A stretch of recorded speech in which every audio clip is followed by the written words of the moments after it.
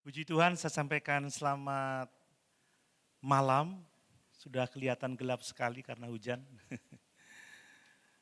Dan salam sejahtera dalam Tuhan kita Yesus Kristus. Haleluya.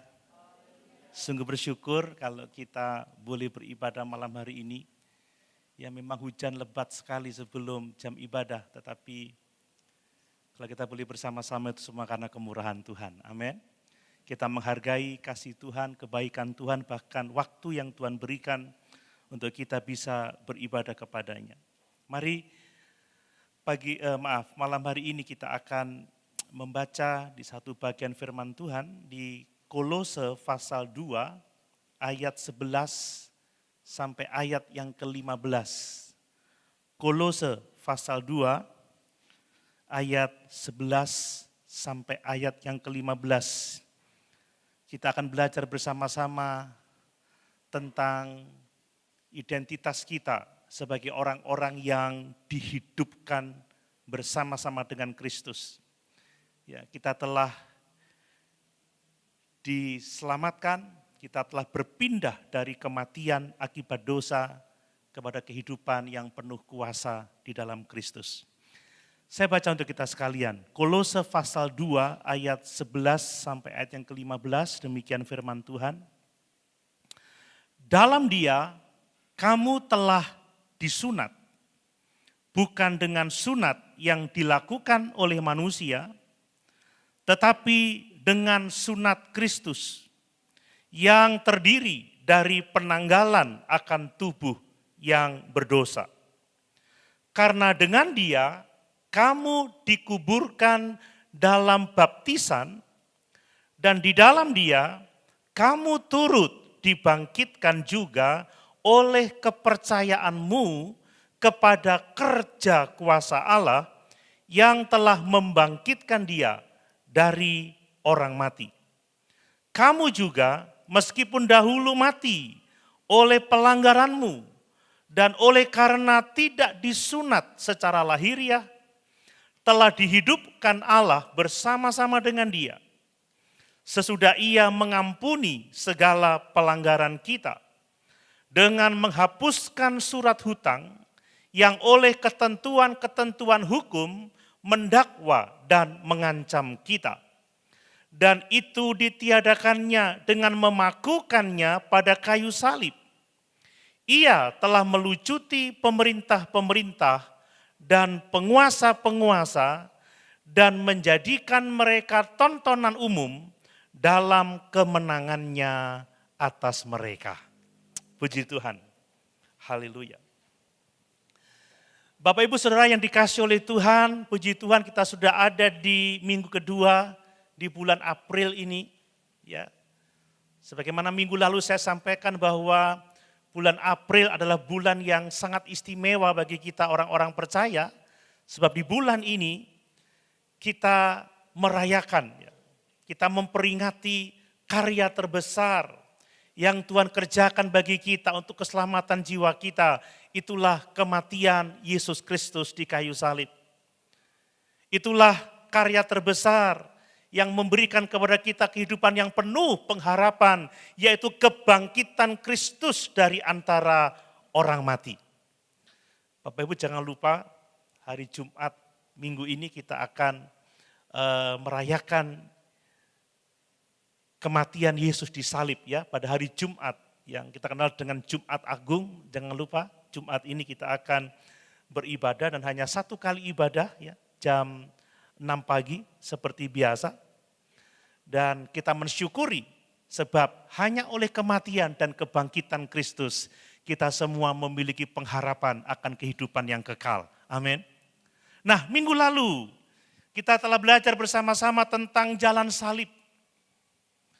Bagaimana kalau kita ingin sampai kepada Bapa, kita harus mengikuti Kristus. Mengikuti Dia dengan menempuh jalan salib. Yesus berkata, barang siapa mau menjadi pengikutku, barang siapa mau mengikut aku, dia harus menyangkal dirinya, memikul salibnya, dan mengikut aku. Bapak Ibu, ini berbicara mengenai jalan salib. Kita tidak bisa mengikut Yesus kalau kita tidak menyangkal kehendak pribadi kita dan menyerahkannya kepada Allah untuk kita hidup bagi kehendaknya. Kita tidak mungkin jadi pengikut Kristus kalau kita tidak rela menderita karena kesetiaan kita kepada Dia. Dan kita tidak bisa menjadi pengikutnya yang sejati kalau kita tidak mau meneladani Yesus dalam kehidupan kita sehari-hari. Amin. Mari kita semua menempuh jalan salib ini. Amin. Sangkal diri, serahkan kehendak pribadimu supaya kita bisa mengikuti kehendak Allah dalam perjalanan hidup kita. Amin. Rela menderita, siap menderita, bukan karena dosa, bukan karena pelanggaran kita, bukan karena kejahatan kita, tetapi menderita karena kita setia kepada Yesus, karena kita melakukan kehendak Yesus. Seperti Yesus, dia menderita di salib, sampai mati di kayu salib karena kasihnya kepada Bapa, karena ketaatannya kepada Bapa, karena kasihnya kepada kita. Demikian juga seharusnya kita rela menderita seperti Yesus mengasihi Bapa, kita mengasihi Tuhan, dan kita mengasihi sesama kita. Amin. Dan mari kita mau menjadikan Yesus menjadi tujuan hidup kita, teladan yang terbesar bagi hidup kita. Bapak Ibu, secara khusus minggu yang lalu kita belajar bagaimana kita harus belajar taat melalui penderitaan. Seperti Yesus yang walaupun dia adalah seorang anak, tetapi dia telah belajar untuk taat melalui penderitaan yang dialaminya. Dia taat, bahkan taat sampai mati di atas kayu salib. Bapak Ibu, jangan menolak penderitaan untuk kita taat kepada Yesus. Amin. Seperti Yesus tidak menolak salib untuk membuktikan ketaatannya. Mari kalau kita sungguh-sungguh percaya Yesus, kalau kita sungguh-sungguh taat kepada Yesus, mari kita belajar taat melalui penderitaan sekalipun. Amin. Karena hanya penderitaan yang membuktikan bahwa kita sungguh-sungguh mengasihi Tuhan. Yang akan membuktikan bahwa sungguh-sungguh kita taat kepadanya. Mari pada kesempatan ini kita akan belajar bersama ya tentang realitas kehidupan kita di dalam persekutuan dengan Yesus yang telah mati dan dibangkitkan dari antara orang mati itu. Bahwa di dalam Yesus, Bapak Ibu ya, kita telah dihidupkan bersama-sama dengan Kristus. Kita telah dibangkitkan bersama-sama dengan Kristus. Bahwa kita telah dikaruniakan kehidupan yang baru di dalam Yesus. Amin. Dahulu kita semua telah mati karena pelanggaran dan dosa-dosa kita. Tetapi di dalam Yesus kita diberikan kehidupan yang baru. Kehidupan baru yang harus kita hidupi sekarang ini. Hidup yang penuh dengan makna. Hidup yang memiliki tujuan ilahi. Hidup yang akan berakhir dalam kemuliaan bersama-sama dengan Tuhan. Coba kita perhatikan saudara. Di dalam ayat-ayat ini kita melihat bagaimana Rasul Paulus menulis satu hal yang sangat luar biasa. Di ayat yang ke-12 saya baca lagi. Ayat yang ke-12 ya. Perhatikan itu. Karena dengan Dia kamu dikuburkan dalam baptisan dan di dalam Dia kamu turut dibangkitkan juga oleh kepercayaanmu kepada kerja kuasa Allah yang telah membangkitkan Dia dari orang mati. Ayat 13, kamu juga meskipun dahulu mati oleh pelanggaranmu dan oleh karena tidak disunat secara lahiriah, telah dihidupkan Allah bersama-sama dengan Dia sesudah Ia mengampuni segala pelanggaran kita. Amin Bapak Ibu. Kebangkitan Kristus bukan sekedar untuk Dia. Tetapi kebangkitan Kristus itu menjadi kebangkitan kita, orang-orang percaya. Amin. Saya mau menegaskan bahwa kebangkitan Kristus itu yang mengubah kehidupan kita.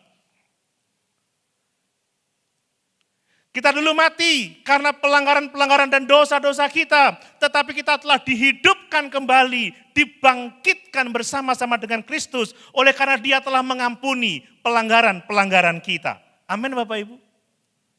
Perhatikan, ketika kita sungguh-sungguh percaya kepada Kristus, kita tidak hanya menerima pengampunan, tetapi kita juga menerima kehidupan yang baru. Amin.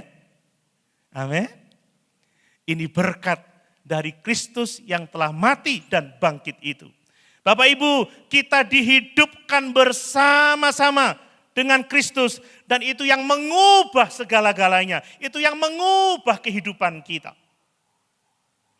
Saya berharap kita tidak lagi hidup sebagai orang-orang yang mati secara rohani, orang-orang yang tidak memiliki hubungan yang benar dengan Allah, tetapi kita hidup sebagai orang-orang yang sungguh-sungguh dekat dengan Allah. Amin. Yang sungguh-sungguh mengasihi Allah, yang hidup di dalam kasih Allah, dan yang hidup dalam pengharapan akan kehidupan yang kekal. Mari Bapak Ibu, berkenaan dengan kebangkitan kita atau kehidupan baru kita yang kita peroleh melalui kematian dan kebangkitan Yesus, hari ini kita akan belajar 3 hal. Ada 3 hal yang akan menjadi pokok renungan kita pada kesempatan malam hari ini. Ya, yang pertama adalah bagaimana sih Allah itu menghidupkan kita bersama-sama dengan Kristus. Kita akan belajar kebenaran itu supaya kita bisa memastikan bahwa kita telah mengalami kehidupan yang baru bersama-sama dengan Kristus. Kemudian yang kedua, kita akan belajar tentang apa yang akan terjadi atas dosa-dosa dan tuduhan terhadap kita. Dan yang ketiga, kita akan belajar tentang bagaimana kita bisa hidup dalam kemenangan yang nyata dalam keseharian hidup kita. Mari kita membuka hati kita, ya, untuk kita belajar bersama-sama tentang ketiga hal ini supaya melaluinya kita diteguhkan bahwa kita adalah manusia-manusia baru di dalam Yesus yang telah mati dan bangkit untuk kita itu. Amin. Kita adalah orang-orang yang dihidupkan bersama-sama dengan Kristus. Kita adalah orang-orang yang dibangkitkan bersama-sama dengan Kristus. Yang pertama, perhatikan Bapak Ibu. Menjawab pertanyaan yang pertama. Kita orang-orang percaya, kita ini dihidupkan bersama dengan Kristus melalui kematian kita terhadap dosa. Kita tidak akan pernah mengalami yang namanya kehidupan baru kalau kita tidak mati terhadap dosa. Sama seperti Yesus, tidak akan pernah mengalami kebangkitan kalau dia tidak mati memikul dosa-dosa kita di kayu salib oleh karena ketaatannya kepada Bapa. Jadi kita ini dihidupkan bersama dengan Kristus itu melalui kematian terhadap dosa. Bapak Ibu mau mati terhadap dosa? Amin. Mau menanggalkan manusia lama? Amin. Tanpa mati terhadap dosa, tanpa meninggalkan manusia lama, kita tidak akan mengalami yang namanya dihidupkan bersama dengan Kristus. Ini penting untuk kita perhatikan. Coba kita lihat ayat 11 dan 12. Ayat 11 dan 12. Dalam Dia kamu telah disunat, ya. Bukan dengan sunat yang dilakukan oleh manusia, tetapi dengan sunat Kristus yang terdiri dari penanggalan akan tubuh yang berdosa. Karena dengan Dia kamu dikuburkan dalam baptisan dan di dalam Dia kamu turut dibangkitkan juga oleh kepercayaanmu kepada kerja kuasa Allah yang telah membangkitkan Dia dari orang mati. Jelas di sini bahwa kematian terhadap dosa itu adalah awal dari kebangkitan bersama-sama dengan Yesus. Amin Bapak Ibu.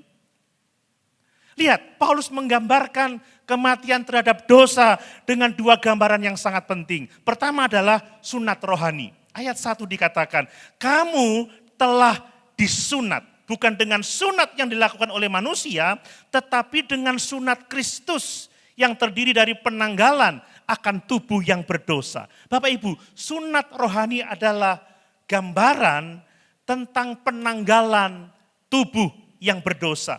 Penanggalan manusia lama. Sunat rohani berbicara tentang memotong kehidupan di dalam dosa. Ini bicara mengenai kematian terhadap dosa. Ini bicara soal keinginan daging yang mengikat kehidupan kita, yang akan menghalangi kita untuk memiliki hubungan yang benar dengan Allah. Ingat, karena dosa kita tidak punya hubungan yang benar dengan Tuhan. Amin. Makanya kalau kita mau dibangkitkan bersama-sama dengan Kristus, kalau kita mau hidup bersama-sama dengan Kristus, kita harus menanggalkan dosa. Itulah artinya sunat rohani. Kita harus menanggalkan manusia lama kita. Kita tidak boleh lagi menuruti keinginan daging, Bapak Ibu. Ingat, dalam Galatia pasal 5 dikatakan bahwa keinginan daging itu adalah perseteruan dengan Allah. Kita tidak mungkin akan mengalami kebangkitan bersama-sama dengan Kristus. Kita tidak akan memiliki kehidupan yang baru kalau kita tidak disunat secara rohani. Kalau kita tidak menanggalkan manusia lama kita. Kalau kita tidak menanggalkan dosa-dosa kita. Makanya kata Paulus di dalam Kolose pasal yang ketiga, buanglah segala kejahatan, buanglah segala dosa. Ini jalan untuk kita dibangkitkan bersama-sama dengan Kristus. Bukan berarti bahwa keselamatan itu adalah pekerjaan kita atau usaha kita, tidak. Tetapi orang-orang yang telah dianugerahi keselamatan, yang dianugerahi kehidupan yang kekal, dia harus menanggalkan manusia lamanya. Amin. Tidak hidup lagi di dalam keberdosaannya. Coba lihat Kolose pasal 3 supaya kita jelas dengan itu. Kolose pasal 3. Kita lihat mulai ayat yang kelima. Paulus mengatakan seperti ini, karena itu matikanlah dalam dirimu segala sesuatu yang duniawi, yaitu percabulan, kenajisan, hawa nafsu, nafsu jahat dan keserakahan yang sama dengan penyembahan berhala. Semuanya itu mendatangkan murka Allah atas orang-orang durhaka. Dahulu kamu juga melakukan hal-hal itu ketika kamu hidup di dalamnya, tetapi sekarang, perhatikan, tetapi sekarang buanglah semuanya ini, yaitu marah. Saudara sudah membuang kemarahan? Haleluya. Geram. Buanglah kejahatan, buanglah fitnah, dan kata-kata kotor yang keluar dari mulutmu. Jangan lagi kamu saling mendustai, karena kamu telah menanggalkan manusia lama serta kelakuannya. Jadi sekali lagi Bapak Ibu yang dikasih oleh Tuhan, kematian terhadap dosa itu awal dari kehidupan baru di dalam Kristus. Kematian terhadap dosa adalah awal kebangkitan bersama-sama dengan Kristus. Kemudian gambaran yang kedua adalah soal baptisan Bapak Ibu. Paulus mengatakan apa? Bahwa kamu telah dibaptis, ya. Kamu telah dikubur di dalam baptisan. Dan di dalam dia kamu turut dibangkitkan juga oleh kepercayaanmu kepada kerja kuasa Allah yang telah membangkitkan dia dari antara orang mati. Ini juga berbicara mengenai penanggalan ya tubuh yang berdosa, penanggalan manusia lama. Ya saudaraku, baptisan itu menunjuk kepada penguburan. Ya, menguburkan manusia lama, meninggalkan dosa-dosa kita dan dibangkitkan dalam hidup yang baru bersama-sama dengan Kristus. Bapak Ibu, kalau kita sebagai orang-orang percaya tidak mau menanggalkan dosa-dosa kita, tidak mau menguburkan manusia lama, tidak mau melepaskan kejahatan-kejahatan kita, kita tidak akan mengalami kehidupan baru yang sejati bersama-sama dengan Kristus. Bapak Ibu, sayangnya ada banyak orang Kristen ya, yang ingin mengalami kebangkitan bersama-sama dengan Kristus. Yang ingin mengalami hidup baru bersama-sama dengan Kristus, tetapi tidak mau menanggalkan dosa-dosanya. Coba kita baca di dalam Roma 6 ayat yang ke-11. Roma 6 ayat yang ke-11. Ayat ini mengajarkan kepada kita seperti ini. Ya. Demikianlah hendaknya kamu memandangnya bahwa kamu telah mati bagi dosa, tetapi kamu hidup bagi Allah dalam Kristus Yesus. Ini berarti Bapak Ibu, kebangkitan rohani kita harus dimulai dari kematian terhadap dosa, menanggalkan manusia lama, dan hidup untuk melayani Allah yang sudah menyelamatkan jiwa kita. Amin. Amin. Mari Bapak Ibu, sebagai orang-orang percaya, kita mau menanggalkan manusia lama kita. Membuang segala kejahatan. Mari kita menguburkan manusia lama kita. Untuk kita bisa menikmati kehidupan baru yang sejati. Untuk mengalami kebangkitan bersama-sama dengan Kristus. Nah kemudian kita itu dihidupkan kembali melalui iman kepada kuasa Allah. Ini berbicara bahwa keselamatan kita sepenuhnya adalah pekerjaan Allah. Sepenuhnya adalah anugerah, sepenuhnya adalah kasih karunia. Coba saya baca lagi di ayat yang ke-11 tadi ya. Dalam Dia kamu telah disunat, bukan dengan sunat yang dilakukan oleh manusia, tetapi dengan sunat Kristus yang terdiri dari penanggalan akan tubuh yang berdosa. Karena dengan Dia kamu dikuburkan dalam baptisan, dan di dalam Dia kamu turut dibangkitkan juga oleh kepercayaanmu kepada kerja kuasa Allah yang telah membangkitkan Dia dari antara orang mati. Bapak Ibu, kebangkitan kita, ya, kelahiran kita kembali, kehidupan baru yang kita terima itu terjadi oleh kepercayaan kita kepada kerja kuasa Allah yang telah membangkitkan Yesus dari antara orang mati. Amin. Ini menunjukkan bahwa keselamatan kita bukanlah proses psikologis, ya, bukan soal masalah usaha manusia, tetapi ini adalah pekerjaan Allah dan kita melaluinya melalui iman saja. Tadi pagi saya jelaskan dari Efesus pasal 2 ayat 1 sampai ayat yang ke-10. Di dalam ayat yang ke-8 dikatakan, sebab karena kasih karunia kamu diselamatkan oleh iman. Itu bukan hasil usahamu, bukan hasil pekerjaanmu, tetapi pemberian Allah. Jangan ada seorang pun yang memegahkan dirinya. Bapak Ibu, sama seperti Yesus dibangkitkan secara tubuh oleh Allah.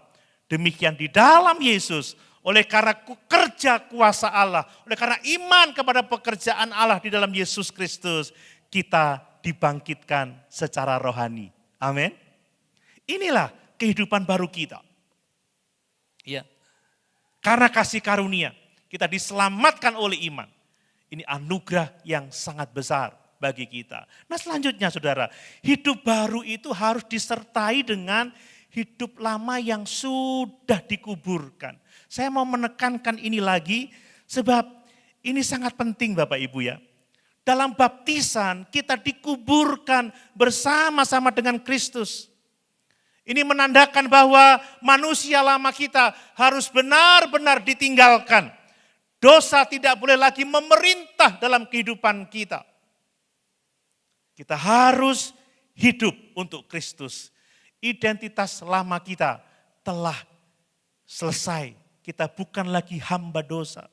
Tetapi kita adalah hamba-hamba kebenaran di dalam Yesus Kristus Tuhan kita. Ingat Bapak Ibu, di dalam 2 Korintus pasal 5 ayat yang ke-17, barang siapa yang ada di dalam Kristus, ia adalah ciptaan yang baru, yang lama sudah berlalu, sesungguhnya yang baru itu sudah datang. Amin.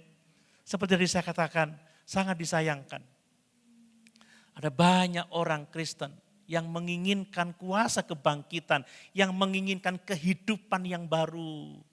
Tetapi tidak mau menanggalkan dosa-dosanya, tidak mau meninggalkan kejahatannya. Tidak sungguh-sungguh percaya kepada kerja kuasa Allah yang telah membangkitkan Yesus dari antara orang mati.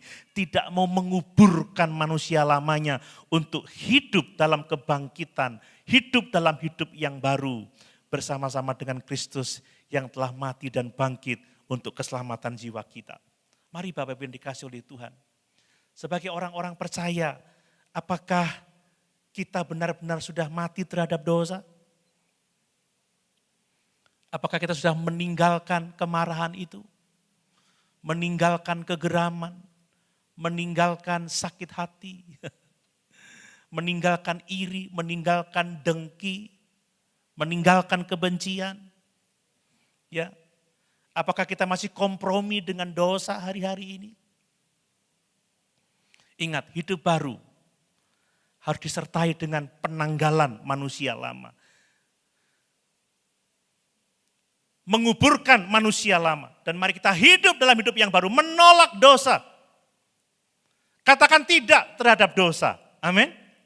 Tidak terhadap kejahatan. Tidak terhadap hal-hal yang tidak berkenan kepada Allah. Tidak mau kompromi lagi. Dan inilah yang dikehendaki Allah dalam setiap kehidupan kita yang sudah dihidupkan bersama-sama dengan Kristus oleh iman, oleh kepercayaan kepada kuasa Allah yang telah membangkitkan Kristus dari antara orang mati. Hal yang kedua Bapak Ibu, Allah itu telah mengampuni dan menghapuskan hutang dosa kita. Amin. Ini anugerah yang sangat besar. Coba kita lihat di dalam Kolose pasal 2 ayat 13 sampai 14 lagi. Kamu juga meskipun dahulu kamu mati oleh pelanggaranmu dan oleh karena tidak disunat secara lahiriah, telah dihidupkan Allah bersama-sama dengan Dia sesudah Ia mengampuni segala pelanggaran kita dengan menghapuskan surat hutang yang oleh ketentuan-ketentuan hukum mendakwa dan mengancam kita, dan itu ditiadakannya dengan memakukannya pada kayu salib. Sebagai orang-orang yang dihidupkan bersama-sama dengan Kristus, sebagai orang-orang yang dibangkitkan bersama-sama dengan Kristus, Bapak Ibu, Allah itu telah mengampuni dosa-dosa kita dan telah menghapuskan hutang dosa kita. Ini hal yang sangat luar biasa. Kita membaca tadi bagaimana dahulu kita ini mati oleh karena dosa, mati oleh karena pelanggaran kita. Tetapi kita telah dihidupkan kembali oleh pengampunan Yesus Kristus melalui karyanya di atas kayu salib. Ini harus menjadi kepastian bagi kita yang percaya kepada Yesus ya. Lihat, siapa kita dulu, sekarang kita telah dihidupkan kembali. Coba kita baca di Efesus pasal yang kedua. Efesus pasal yang kedua. Coba kita bandingkan dengan teks ini. Efesus pasal yang kedua. Ayat 1. Ya. Kamu dahulu sudah mati karena pelanggaran-pelanggaran dan dosa-dosamu. Kemudian ayat yang keempat, kita loncat ayat yang keempat. Tetapi Allah yang kaya dengan rahmat, oleh karena kasih-Nya yang besar, yang dilimpahkannya kepada kita, telah menghidupkan kita bersama-sama dengan Kristus. Sekalipun kita telah mati oleh kesalahan-kesalahan kita, oleh kasih karunia kamu diselamatkan. Amin Bapak Ibu. Yesus telah menghidupkan kita oleh pengampunan yang dikerjakannya di atas kayu salib. Ini karya yang sangat luar biasa. Tidak ada dosa yang tidak dapat diampuni oleh Tuhan. Sekalipun dosa kita merah seperti kermisi, akan putih seperti salju. Merah seperti kain kesumba, akan putih seperti domba. Seperti bulu domba. Kasih karunia Allah itu jauh lebih besar daripada semua pelanggaran-pelanggaran kita. Ini berkat yang harus kita syukuri. Ya, melalui kematian dan kebangkitan Kristus itu. Bahwa Dia telah mengampuni dosa-dosa kita. Bahwa Dia telah menghapuskan surat hutang kita. Ini berkat yang sangat luar biasa. Saudara percaya bahwa dosa kita telah dijauhkan dari kita? Amin. Kita telah dibersihkan dari kejahatan kita? Amin. Ingat lagu lama itu, sejauh timur dari barat, Engkau membuang dosaku, takkan Kau ingat lagi kesalahanku. Amin. Ini berkat Bapak Ibu. Inilah identitas kita di dalam Kristus. Nah, kemudian kita melihat bagaimana surat hutang dosa kita itu dihapuskan dan dipakukan pada salib Kristus itu. Wow, ini luar biasa. Surat hutang adalah dokumen ya, dokumen resmi yang mencatat dosa-dosa kita, dokumen resmi yang mencatat pelanggaran-pelanggaran kita. Tetapi itu sudah dihapuskan, sudah dipakukan di kayu salib itu. Bapak Ibu, memang benar kita ini manusia berdosa, banyak kejahatan kita, banyak pelanggaran kita. Tetapi melalui kematian Kristus di atas kayu salib, tidak ada lagi penghukuman, tidak ada lagi murka Allah atas kehidupan kita. Ingat, upah dosa adalah maut, tetapi kasih karunia Allah adalah hidup yang kekal di dalam Kristus Yesus Tuhan kita. Amin. Saudara, makanya di dalam Roma pasal 8 ayat 1 dikatakan, tidak ada penghukuman bagi orang-orang yang sungguh-sungguh percaya kepada Yesus. Mengapa saya memberitakan ini terus Bapak Ibu? Karena ini penting. Supaya kita memahami keselamatan jiwa kita. Supaya kita bisa menghargai pengorbanan Kristus di atas kayu salib. Supaya kita bisa mengalami kuasa kebangkitan Kristus itu. Jangan sampai kita hanya percaya atau mengaminkan pengorbanan Yesus di atas kayu salib.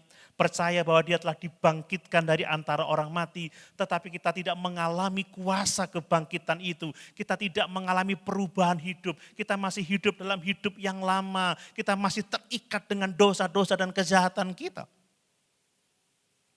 Ingat, bukan setiap orang yang berseru kepada Allah, Tuhan, Tuhan, yang akan masuk dalam kerajaan surga. Tetapi setiap orang yang melakukan kehendak Bapa yang ada di dalam kerajaan surga. Amin Bapak Ibu. Nah, berbicara tentang pengampunan kita dan penghapusan surat hutang kita, salib itu adalah tempat keputusan final bahwa kita telah diampuni sepenuhnya oleh Tuhan. Duh, kok gak ada yang senang ya? Bahwa kita telah mengalami pengampunan yang sempurna. Bahwa kita adalah orang-orang kudusnya Allah. Anak-anak Allah yang kekasih. Ingat ketika Yesus di kayu salib, sebelum dia menyerahkan nyawanya, dia berkata apa? Sudah selesai. Artinya bahwa harga keselamatan kita telah lunas dibayar. Yesus telah memakukan surat hutang itu pada salibnya. Salib bukan hanya tempat Yesus mati, tetapi salib adalah tempat di mana semua dosa-dosa kita dipatahkan. Amin.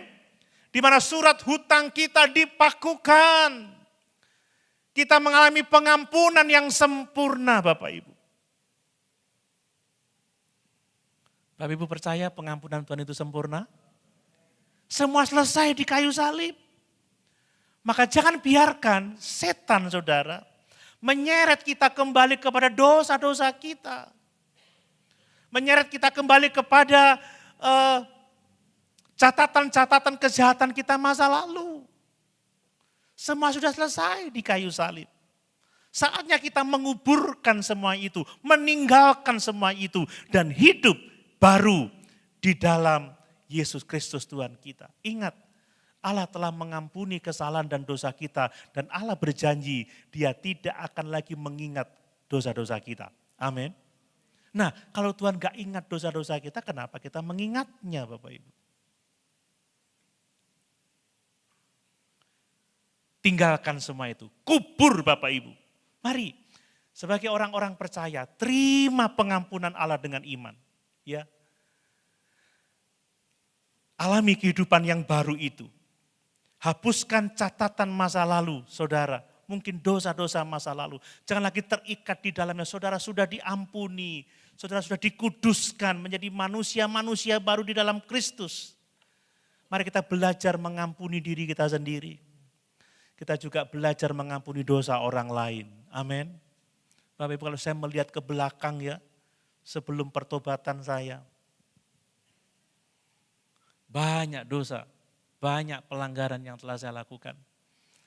Tetapi dengan kebenaran firman Tuhan ini, saya melupakan yang sudah. Saya tidak lagi terikat dengan beban masa lalu. Saya tidak lagi merasa tidak layak lagi. Karena Yesus sudah memakukan surat hutang itu, catatan dosa-dosa saya di kayu salib itu. Amin. Jangan lagi hidup pada masa lalu. Mungkin orang bisa mengingat-ingat kesalahan kita. Oh dulu dia begitu, oh dulu dia begini. Itu dulu, di dalam Kristus kita sudah diampuni. Amin. Di dalam Kristus kita telah dihidupkan kembali. Di dalam Kristus kita dibangkitkan dalam hidup yang baru. Mari hiduplah dalam kebebasan yang sejati Bapak Ibu ya. Karena dosa-dosa kita telah diampuni. Karena surat hutang kita sudah dipakukan di salib itu. Dan pengampunan kita adalah final pada kayu salib itu. Yang terakhir Bapak Ibu. Kristus itu telah memenangkan peperangan rohani itu melalui salib dan kebangkitan. Coba kita baca ayat yang ke-15 ya. Dari Kolose pasal 2, ayat yang ke-15. Ia telah melucuti pemerintah-pemerintah dan penguasa-penguasa dan menjadikan mereka tontonan umum dalam kemenangannya atas mereka. Ini hal yang sangat luar biasa. Menunjukkan bagaimana Yesus telah menang atas peperangan rohani, menang atas kuasa-kuasa kegelapan, menang atas pemerintah-pemerintah, menang atas penguasa-penguasa, dan kemenangannya itu diperoleh melalui salib. Ya, coba lihat ayat 14 bagian B. Dan itu, surat hutang itu ditiadakannya dengan memakukannya pada kayu salib. Kemudian dijelaskan, ia telah melucuti pemerintah-pemerintah melalui salibnya. Dia telah melucuti penguasa-penguasa dan menjadikan mereka tontonan umum untuk kemenangannya atas mereka. Kemenangannya itu ada pada salib. Karena pada salib itu kita melihat dosa-dosa kita telah dikalahkan. Amin Bapak Ibu. Ini hal yang sangat luar biasa. Mari, salib itu adalah tempat kemenangan atas kuasa dosa. Tempat kemenangan atas kuasa-kuasa kegelapan. Makanya kalau ada apa-apa dalam hidup kita, datang kepada salib itu. Amin Bapak Ibu.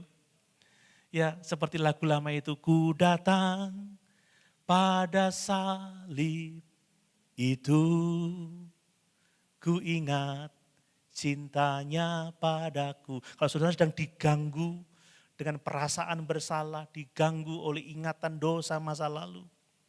Kalau saudara diganggu oleh kuasa-kuasa kegelapan, ingat Yesus telah melucuti penguasa-penguasa, telah melucuti pemerintah-pemerintah, telah menang atas mereka melalui kematiannya di atas kayu salib. Jangan takut menghadapi kuasa-kuasa kegelapan. Karena mereka telah kalah, menjadi tontonan umum melalui kemenangan Kristus di atas kayu salib. Mari Bapak Ibu, kita telah benar-benar diselamatkan. Dianugerahkan kehidupan yang baru. Kita mengalami kemenangan rohani. Jadi salib itu bukan sekedar tempat penderitaan, tempat aniaya, tetapi salib adalah tempat di mana hutang-hutang dosa kita telah dipakukan di sana. Tempat kita mengalami pembebasan dari kuasa-kuasa kegelapan, tempat kita mengalami kemenangan dari pemerintah-pemerintah dan kuasa-kuasa kejahatan. Saya berharap kita bisa menghargai salib itu dengan tepat, karena tidak ada penghukuman bagi orang-orang yang percaya kepada Yesus yang telah disalib dan bangkit dari antara orang mati. Amin. Ini berkat yang sangat luar biasa. Nah kemudian Bapak Ibu, kebangkitan itu sebagai bukti dari kemenangan yang kekal. Ya, seperti sering saya katakan, tanpa salib tidak ada yang namanya kebangkitan. Dan kebangkitan itu bukti bahwa Yesus mengalami kemenangan yang kekal atas dosa. Kemenangan yang kekal atas kuasa-kuasa kejahatan. Ya, kebangkitan menandakan bahwa kematian telah dikalahkan. Makanya Paulus berkata, hai maut, di manakah kuasamu? Hai maut, di manakah sengatmu? Hai maut, di manakah kemenanganmu? Wow, luar biasa. Bapak Ibu, kita semua adalah orang-orang yang memiliki kehidupan yang kekal. Amin. Ini berkat dari salib. Ini berkat dari kebangkitan Yesus. Jadi antara salib dan kebangkitan itu, ini memberi jalan bagi kita untuk mengalami kemenangan bersama-sama dengan Kristus. Ingat yang saya katakan di depan, bahwa kita harus dikuburkan bersama-sama dengan Kristus, untuk akhirnya kita dibangkitkan bersama-sama dengan Kristus. Hanya dengan mengidentifikasikan diri kita melalui kematian dan kebangkitan Kristus, kita akan benar-benar mengalami kehidupan yang baru. Kemudian Bapak Ibu, ada pengaruh yang sangat besar, yaitu pengaruh kemenangan Kristus ya bagi kehidupan kita orang yang percaya. Pengaruh yang pertama adalah kita semua telah dibebaskan dari belenggu dosa. Amin. Loh kok enggak senang ya? Kalau dibebaskan dari belenggu hutang, senang. Saudara, kita ini dibebaskan dari belenggu dosa loh ya. Ini anugerah yang sangat besar. Ingat, upah dosa adalah maut. Tetapi oleh karena kemenangan Kristus, kita semua telah dibebaskan dari belenggu dosa. Dibebaskan dari kuasa-kuasa kegelapan. Dan kita dipanggil untuk hidup sebagai orang-orang yang merdeka. Orang-orang yang bebas. Orang-orang yang dengan sukacita memuliakan Allah yang telah menyelamatkan jiwa kita. Hidup berbuah-buahkan kebenaran, berbuah-buahkan damai sejahtera, berbuah-buahkan pelayanan untuk kemuliaan Tuhan. Wah, ini hidup yang sangat diberkati oleh Tuhan. Dan oleh karena kemenangan Kristus, kita memiliki kekuatan untuk menghadapi dunia ini. Bapak Ibu, ada begitu banyak pergumulan selama kita hidup di dunia ini, pergumulan dengan kuasa-kuasa kegelapan, pergumulan dengan situasi dunia yang semakin jahat, tetapi kemenangan Kristus memberikan kekuatan kepada kita untuk menghadapi masa-masa sukar ini. Bapak Ibu, ketika ada pergumulan yang berat, ingat Yesus sudah menang atas dosa. Amin. Yesus sudah menang atas penguasa-penguasa, ya, atas roh-roh jahat, atas dunia, atas maut, atas kematian. Itu yang membuat kita kuat untuk menghadapi dunia yang semakin penuh dengan kegelapan ini. Bapak Ibu, mari kita menikmati penghiburan dari kemenangan Kristus. Ya, saat menghadapi godaan, saat menghadapi tantangan, ingatlah bahwa melalui salib dan kebangkitan Kristus, kita akan menang melawan kuasa-kuasa kegelapan, melawan kejahatan. Amin. Ini hal yang sangat penting. Mari kita hidup dalam kuasa kebangkitan. Tanggalkan manusia lama, kubur manusia lama. Jadilah saksi bagi kemenangan Kristus. Biarlah hidup kita mencerminkan kebangkitan Kristus. Ya, kemenangan atas dosa, kemenangan atas kejahatan, kemenangan atas tantangan-tantangan yang mungkin kita hadapi di dunia ini. Dan mari kita menjadi orang-orang yang penuh pengharapan. Karena kita adalah orang-orang yang telah dihidupkan bersama-sama dengan Kristus. Mari Bapak Ibu yang dikasihi oleh Tuhan, kita harus hidup dalam kuasa kebangkitan itu. Amin. Hidup dalam kuasa kebangkitan itu. Jangan kita hidup ya seperti orang-orang yang masih terikat oleh dosa. Jangan, kita ini sudah dibebaskan, sudah dimerdekakan. Jangan ragu bahwa saudara sudah diampuni. Jangan merasa tidak berlayak lagi, jangan merasa terikat dengan dosa-dosa masa lalu. Kita sudah diampuni dan jangan hidup seperti orang-orang yang kalah. Sebab kita ada di pihak Kristus. Kita ada di pihak pemenang. Amin. Amin. Mari sama-sama kita berdiri.